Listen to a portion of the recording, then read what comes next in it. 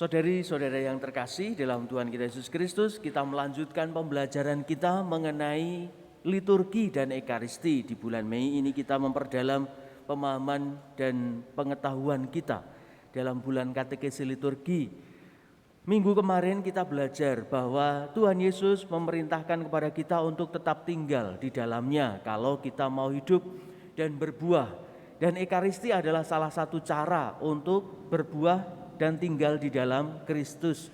Maka dari perayaan ekaristi, kita sebagai orang Katolik bisa belajar untuk mengenal siapakah Kristus untuk kita masing-masing. Orang Katolik perlu tahu, bahkan harus tahu siapakah Kristus itu. Perlu, bahkan harus memiliki pengalaman pribadi mengenai Kristus di dalam setiap kehidupannya masing-masing. Mungkin tidak harus pengalaman yang terlalu istimewa atau terlalu mendebarkan didatangi Yesus Kristus sendiri, tetapi melalui pengalaman-pengalaman setiap hari. Yesus yang juga hadir melalui pengalaman-pengalaman kita. Maka setiap orang yang merindukan dan mencintai Kristus pasti merindukan dan memperjuangkan untuk mengikuti perayaan ekaristi. Dalam bacaan-bacaan hari ini kita juga bisa memetik salah satu pembelajaran bahwa dari perayaan ekaristi kita bisa belajar mengenai kasih. Ekaristi adalah salah satu cara bagi kita untuk mengolah rasa supaya orang-orang Katolik kita memiliki kebudayaan kasih, di mana orang Katolik di situ ada suasana kasih, ada tindakan-tindakan kasih, ada kasih yang diwartakan dan diwujudkan dengan aneka perbuatan. Kalau kita belajar dari bacaan-bacaan yang pertama, kita tahu bahwa Allah yang kita puja dan kita sembah adalah kasih. Allah yang mengasihi setiap orang, Allah yang sungguh-sungguh tidak mau setiap satu pun tercecer, maka semuanya diselamatkan. Allah yang mau semua orang hidup, Allah yang merasa sedih kalau kita jatuh di dalam dosa. Para katekis zaman dulu itu sering mengatakan, wong Katolik ki ora wedi apa-apa. Bahkan orang Katolik tidak takut mati, tapi selalu takut jatuh dalam dosa. Karena apa? Kalau jatuh dalam dosa, kita jauh dari kasih Allah. Suasananya seperti apa jauh dari kasih Allah itu? Itu yang membuat kita khawatir kalau tidak tinggal dalam kasih. Yesus juga memerintahkan kepada kita untuk saling mengasihi. Dan kasih itu diwujudkan dengan pemberian diri. Kasih yang terbesar adalah ketika terjadi pengorbanan. Bahkan dalam kisah para rasul tadi juga dikisahkan, Allah yang adalah kasih itu tidak pilih-pilih, semua orang diberi kehidupan. Maka kita pun juga tidak boleh pilih-pilih kasih dalam mengasihi dan mewujudkan kasih itu. Nah, bagaimana kita belajar dari perayaan ekaristi? Kita mengingat lagi, ekaristi itu terdiri dari 4 bagian. Ritus pembuka, liturgi sabda, liturgi ekaristi, ritus penutup. Ketika kita bersama-sama datang ke gereja ini, lalu kita berjumpa saudara-saudara kita, dengan sendirinya kita belajar dan merasakan bahwa oh iki to wong-wong sing do ditresnani karo Gusti, aku yo yo, panjenengan yo yo, kowe yo yo, simbah yo yo, bapak yo yo, ibu yo yo. Kita semua datang ke sini karena apa? Karena merasakan kasih Allah itu dan punya niat untuk bersyukur. Maka di dalam perayaan ekaristi ini kita dipersatukan. Itu yang kita siapkan dalam ritus pembuka. Tetapi lalu kita ingat ketika masuk ke dalamnya, aku ki ditresnani karo Gusti. Neng, aku sing sosok ora tresno. Saya dicintai terus oleh Tuhan, tetapi saya yang seringkali cari-cari alasan atau merasa-rasa Gusti ki jane tresno tenan karo aku apa ora? Nek tresno kok ora nibani duit saka swarga. Tak enteni Gusti, duwite endi? Ora teko-teko. Tresno apa ora Gusti ki? Gusti ki tresno karo aku apa ora? Kok nyatane ya aku iso lara. Saya bisa sakit. Aku ya ora gampang terus uripku ki tresno apa ora? Keraguan-keraguan kita seperti itu yang perlu kita sadari. Gusti ki tresno. Mung katresnane ki ora terus mujo awake dhewe. Apapun yang kita minta lalu diberikan sesuai dengan yang diminta, tetapi ada macam-macam cara supaya kita juga bisa belajar. Maka di bagian awal perayaan ekaristi kita mengingat itu dan menyadari bahwa kita ini manusia, ringkih katresnan dalam Gusti kuwi tanpa umpama. Lah awake dhewe sing sok lirwa. Maka kita selalu mengatakan Gusti nyuwun kawelasan. Gusti nyuwun kawelasan. Sang Kristus nyuwun kawelasan. Tuhan kasihanilah kami. Ojo ditinggal ya Gusti, pancen aku kaya ngene iki. Kami ini seperti ini. Lalu kita mengucapkan harapan-harapan kita yang akan kita mohonkan di dalam Ekaristi. Ritus pembuka. Masuk ke dalam liturgi Ekaristi, kita mempelajari bahwa di dalam kitab suci kita ada banyak sekali pengalaman kasih. Dari awal sampai akhir, dari perjanjian lama, Deuterokanonika sampai perjanjian baru, semuanya merupakan refleksi kasih. Kitab suci kita adalah buku refleksi iman. Ditulis dari waktu ke waktu, orang yang tiba saka gendeng terus tekan ngisor, neng ditulis oleh banyak orang. Dan itu menjadi pengalaman-pengalaman kita. Ada macam-macam pengalaman kasih, maka kita merenungkan. Ada surat-surat dari para rasul, ada kisah-kisah Yesus sendiri, ada kisah-kisah dari para bapak-bapak dan nabi-nabi. Intinya sama, kabeh wong kuwi berjuang ben iso ngrasake katresnan dalam Gusti. Adoh saka Gusti awake dhewe mati. Mula piye carane ben iso cedhak karo Gusti terus.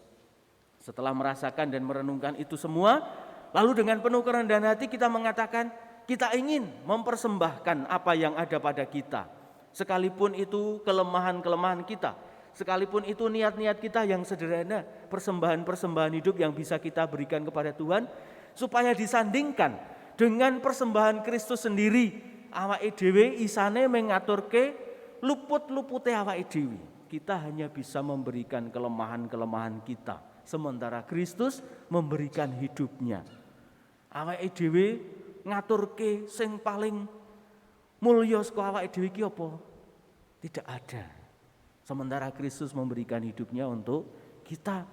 Ngono wae awake dhewe isih awal seringkali masih merasa sayang, memberikan waktu, memberikan perhatian, memberikan cinta, memberikan tenaga.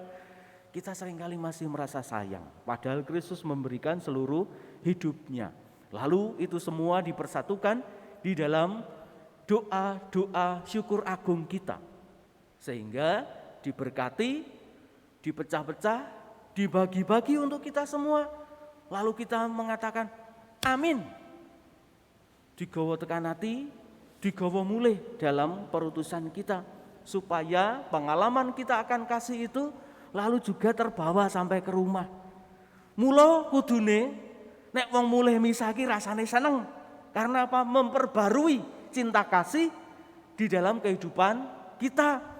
Mula nek wong mulih misaki kondur ketemu kancane ya sing diomongke barang-barang apik. Ceritake barang-barang apik. Aku mau gek kelingan nek aku jebul uripku ki ora karuan yang ditresnani karo Gusti. Aku yo mau gek kelingan. Wingi-wingi aku yo lara ning yo ndilalah yo duwe kekuatan wae. Aku yo gek kelingan aku ki akeh lupute. Akeh hutange barang. Ning aku yo kelingan, usaha iso nyaur. Dadi ora ana critane wong Katolik kok mulih saka gereja terus mandeg nang dalan ngrasani. Ora ana. Ora ana. Karepe ora ana. Yo sepisan-pisan kilaf. Tapi kita berusaha untuk itu. Dalam Ekaristi kita belajar mengenai pengalaman kasih Allah itu. Maka setiap kali kita menikmati Ekaristi ini, merayakan Ekaristi ini, terus awake dhewe rumangsa, aduh Gusti, katresnan dalem menika, sungguh cintamu itu luar biasa. Dalam bulan Ekaristi ini, bulan katekesi liturgi ini kita bisa belajar mengenai macam-macam hal yang tadi dibacakan, mengenai bagaimana kita menyiapkan hati kita meskipun tidak Ekaristi di gereja tetapi di rumah. Hari kemarin kita mendengar pembacaan renungan untuk anak-anak, jangan melupakan pembelajaran untuk anak-anak. Saya kira kalau bisa dikaitkan, salah satu tanda bahwa orang memahami, ngerti ditresnani lan iso ngerti matur nuwun adalah orang memiliki ketajaman rasa. Kalau hari ini berbicara mengenai bagaimana kita menyiapkan ruang di rumah kelayakan ruangan meskipun kita menyelenggarakan perayaan Ekaristi di rumah. Saya lalu merasa, oh iya, nek wong duwe tresno, kuwi iso ngempanke rasa, iso ngempanke wektu, iso ngempanke wayah. Jadi tahu empan papan, empan rasa, empan wektu. Tahu iki saate karo Gusti, dadi ora sembarangan. Bahkan jangan hanya kepada Tuhan, kepada orang tua pun lalu tahu iki katresnane wong tuwa. Mula aku matur nuwun. Iki kebaikan, maka saya berterima kasih. Atau mewujudkan aneka macam perasaan cinta kepada saudara-saudara kita.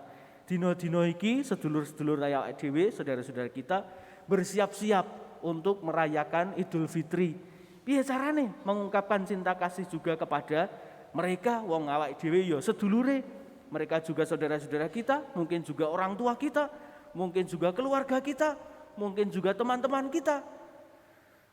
Mereka sama dengan kita dalam kemanusiaan apalagi, maka kita juga perlu hari-hari ini kita bisa memiliki ruang dan waktu juga untuk berbagi kasih bagi mereka. Mbuh piye wujude. Hari-hari ini mungkin juga akan ada keluarga-keluarga kita yang kembali dari tempat mereka masing-masing atau tidak bisa kembali karena aneka macam hal. Kepeksane ora iso mudik, kepeksane nek wis do tekan ngomah terus kudu dikapakke, ya tetep kudu ditresnani to. Senajan kudu didusi disinfektan sik. Tapi kita sama-sama, kita berjaga-jaga bersama dalam protokol keselamatan. Wong Katolik kuwi ngerti protokol keselamatan. Ora mung soal protokol kesehatan, tetapi protokol keselamatan. Kita melakukan seperti ini karena kita mencintai kehidupan. Kita mencintai keselamatan semua orang. Kita mencintai masyarakat yang baik. Maka kita bersama-sama berjuang. Aneka macam hal bulan ini misalnya kita bertekun dalam doa Rosario. Kemarin dibacakan mengenai bagaimana mengajak anak-anak untuk ikut bertekun, berdoa Rosario. Syukur-syukur maca kitab suci. Keluarga-keluarga mungkin akan menjawab, angel Romo ngejak bocah-bocah sembayang Rosario ki. Kok bocah wong sing tuwa wae angel dijak sembayang? Sing tuwa mengatakan urung rampung sinetrone. Engko wae bar rampung sinetron. Oh iya, bar rampung sinetron, sinetrone wirung rampung, sing nonton wis rampung. Lah si Rosario porai. Lalu itu salah satu cara untuk menumbuhkan cinta kasih. Mungkin anak-anak susah. Saya sendiri juga mengingat bahwa yo, aku mbiyen yo angel dijak sembahyang Rosario. Sok ngenyang, menawar. Bapak wae diwakili bapak, diwakili ibu wae. Atau ngenyang, mbok wis ngantuk PR-e oke. Lah sembayang 3 kali salam Maria aja. 3 kali salam Maria wae cepet banget. Salam Maria, amin. Salam Maria, amin. Apa wi? Nah, lalu kita saling belajar bahwa cinta kasih itu perlu dibudidayakan. Cinta kasih itu perlu ditanamkan dengan ketelatenan, dengan ketekunan. Pasti ada masalah-masalah dan tidak mudah, tetapi memang perlu dibudidayakan supaya dalam hal yang besar kita bisa merasakan cinta Allah yang istimewa itu. Supaya kita juga peka, empan, hatinya punya ketajaman, merasakan cinta kasih Allah. Iso ngerti matur nuwun karo wong tuwa. Iso ngerti ditresnani karo wong tuwa, misalnya anak-anak kemarin. Maka dengan hal yang sederhana, berdoa, mengucapkan terima kasih, tahu waktu, orang ngegame wae Dik, pulsa ro kuota iki larang regane. Bapakmu mbok disilat tangane wae ora metu kuotane. Getihe wae ora metu saking kurune. Lah nyambut gawe yo angel saiki, maka tolong dimanfaatkan sebaik-baiknya untuk belajar saja. Nek dolan mbok yo ning njaba, ora HP terus. Tapi kan itu butuh ketajaman rasa, kudu dilatih saben dina. Kita pun juga perlu dilatih saben dina. Saudari-saudari yang terkasih, dalam perayaan Ekaristi kita diajar untuk membudidayakan peradaban kasih. Kasih kepada Allah, kasih kepada sesama, kasih kepada alam semesta. Kita bersyukur bahwa kita setiap kali masih diberi kesempatan untuk mengikuti perayaan Ekaristi ini. Dan kerinduan kita untuk mengikuti perayaan Ekaristi. Semoga kasih kita bertumbuh dalam keprihatinan kita, kedisiplinan kita di masa pandemi ini, serta ketekunan kita untuk berdoa bersama dengan Bunda Maria. Dimuliakanlah nama Tuhan kini dan sepanjang masa. Kita bangkit berdiri mengungkapkan kembali iman kepercayaan kita kepada Allah